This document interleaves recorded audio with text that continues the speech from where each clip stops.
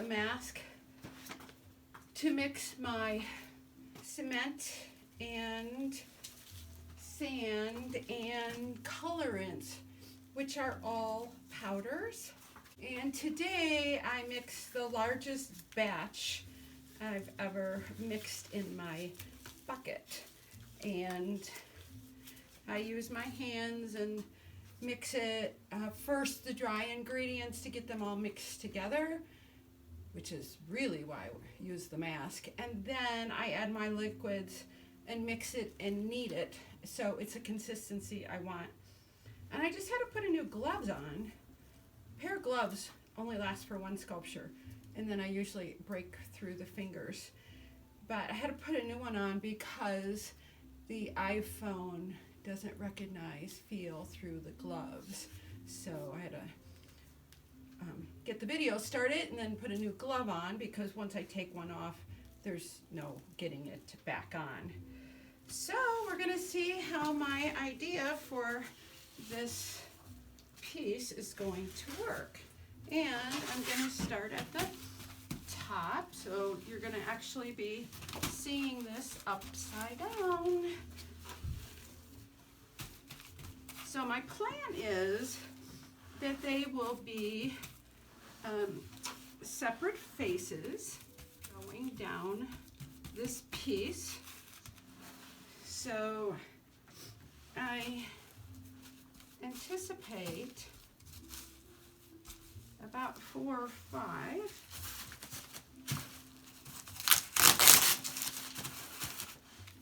Make sure I get that curve right so it fits on the corner of the building. Even when I plan something, as I work, it just turns out different. I actually had imagined that I would only add this as I work my way down, but I am curious how far down I will get. So my plan has already changed. This is a combination of ideas of a tiki and totem pole, but featuring the eyes, which is indeed what my pieces are known for. I do sometimes do closed eye pieces. People find great comfort in the closed eyes, but they say so much more when you can show the expressions of the eyes, and this piece will indeed feature that. That it's all in the eyes. I will be scooping some out for the eyes, so I will, though I've about emptied my bucket, I think that what I'll be taking out and adding back on for my eyelids and such will work out fine. Almost looks like a tree trunk. Did add a lot of colorant in this because the building I'm going to anticipate putting it on, it's getting some new rock added, and I wanted it to go with the colors that I'm anticipating will be in the rock, which isn't here yet. And you know how that is when you order something online from the quarry, which is a long ways away. Actually, my stonemason went and looked at it, and she's happy, and she knows what I want. Interesting perspective to work from, because I usually like to have the face right in front of me, and now I'm going to be working sideways. Because I can't reach up to the top. So, lots of new challenges today. The best laid plans do always seem to change as the process evolves. But I'm definitely okay with that. It's more fun. You don't have to worry about things not going as planned. Forehead, at least on the top piece.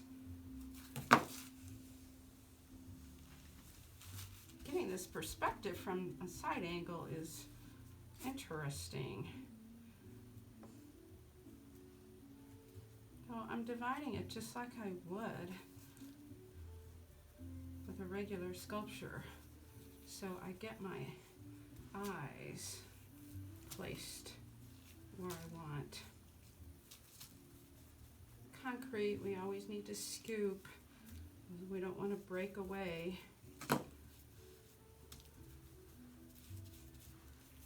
Put a break in the concrete because it does not give like clay. So it's always scooping. So the plan is to have the top looking down at the ones below. Then two that are looking from one side to the other, and then the bottom one will be looking up. So bottom lip first. Have to keep my moisture content just right. Really getting some fun expression in his eye.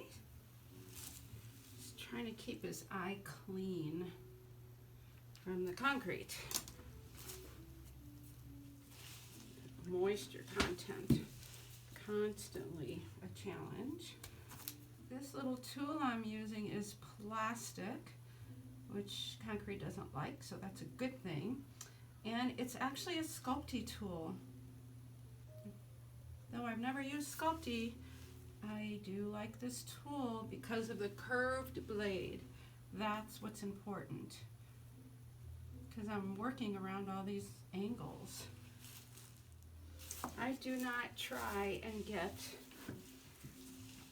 the sides identical because I don't think most of us have identical wrinkles. What fun is that? Now I have one side smooth and one side wrinkly. Then I do want to get a little more consistent, that, you know, the age of the eyes are the same. So I'm just going to add some texture to create the wrinkly lid. And texture means just adding more concrete and not smoothing it. I also usually sculpt in a little more upright position and not bent over a low table like this. But we have to do what we have to do. Okay, now for a little nose. So I have to add my admix on because I want the concrete to accept the next layer, and it quickly does not want to do that. If I do that without re-wetting it, I will regret it later because it will separate. Okay, back to the nose. 1, 2, 3. Ooh, I think I'll just get 4 in there. It'll be fun to look at this video when I'm done, because I know it's a whole new perspective from the angle that I'm working at. And I'm dropping pieces into the eye off of my gloves, which is common and not good, because then I have to pick them out of there. I don't want to add the white admix on top where I need moisture, because it changes the color. I like noses. I like them big. Oh my, I just saw how crooked my nose is. Looking from every angle, so important.